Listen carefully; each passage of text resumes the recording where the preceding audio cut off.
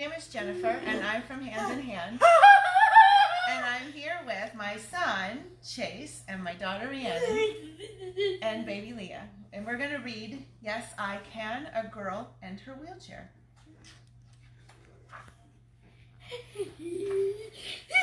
Written by Kendra Barrett, Jacqueline Toner, and Claire Freeland. Illustrated by Violet LeMay. This is Carolyn. Like many kids her age, Carolyn loves animals, castles, and building with blocks. She is helpful to her mom and dad, and even to her baby brother. Carolyn started a new school this year.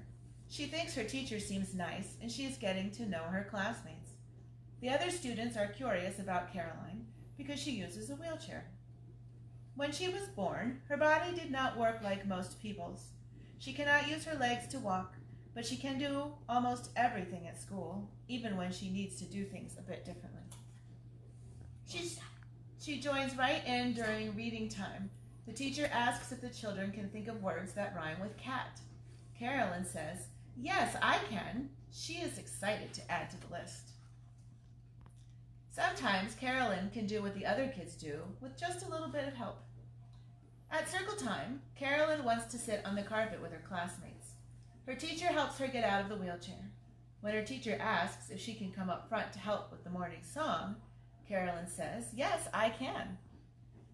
Instead of walking, Carolyn uses her hands to scoot on her bottom to get to the front of the class. The first few times, the other students stared because they had never seen a kid move like this. But now they're used to it, and they hardly notice. Mommy. Hold on, I'm going to keep reading. When the students return to their desks, the teacher asks, "Who would like to feed Toffee?" Carolyn raises her hand up high, but the teacher picks Jack to feed the class bunny. She says, "Carolyn, you can hand out these papers to the class." It's hard to fit her wheelchair between the desks and chairs, and it's frustrating, but Carolyn says, "Yes, I can." At lunchtime, Amira asks if Carolyn can eat with her. Carolyn says, "Yes, I can." Carolyn and Amira travel in line with their class to the cafeteria. Carolyn pulls her wheelchair up to the lunch table. Amira sits on the end so that Carolyn can sit right next to her. Carolyn shares the cookies she baked at home with her dad. Today is a super fun day because Carolyn's class is taking a field trip to a bowling alley. Sarah asks if Carolyn can ride the bus with them. Carolyn says, "Yes, I can." Carolyn's teacher has a special bus come. Carolyn gets to ride up in a rear elevator made just for wheelchairs. At the bowling alley, Justin asks if Carolyn can bowl. Carolyn says, "Yes, I can." Carolyn asks Justin to help her set up a ramp at the end of the lane. She needs someone to lift the heavy ball to the top of the ramp, but then she can push the ball down the alley. Everyone in class wants a turn using the ramp.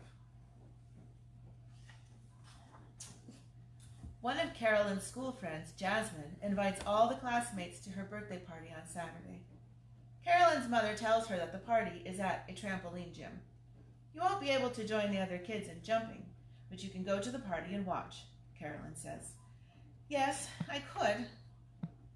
The other kids are having so much fun on the trampolines that they hardly talk to Carolyn.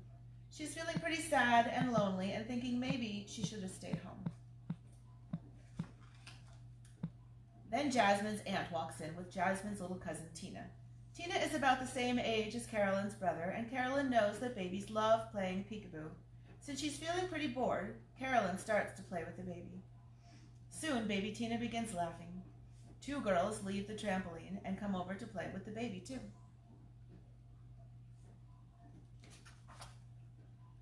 At home, after the party, Carolyn tells her mom how she felt left out at first, but that, in the end, she was glad she went.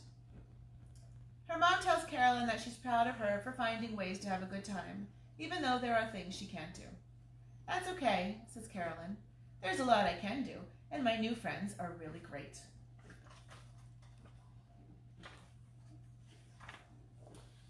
The next day at recess, the kids are having a running race.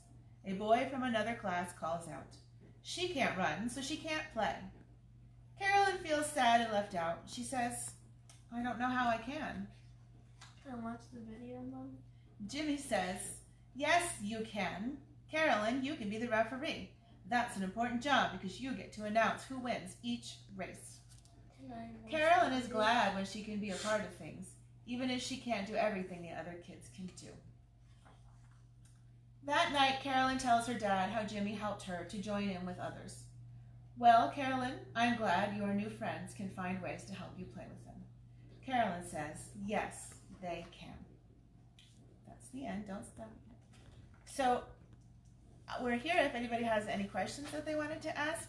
But I have two spots in the book that I'd like to kind of talk about. There was the one part where they were at the trampoline park. Rhiannon uses a wheelchair. Not for my camera. Right, and she walks with a walker, right? Yeah. Can you jump on trampolines and things? Can you go to Bloom Bounce and bounce around? Yeah. Yes. How do you do that? Do you use your wheelchair? No. No. What do you do? Get out. Yeah, you get out of your wheelchair or your walker and you sit down and you bounce around like that, right? Yeah. I asked the wrong question to the wrong kid, didn't I? Chase, in the race, she can't run, but what can she do? She can wheel herself. She can wheel herself. So she can run in the race just the same because she has a wheelchair that self-propels, right? You asked me that question. I know, I did it backwards. First.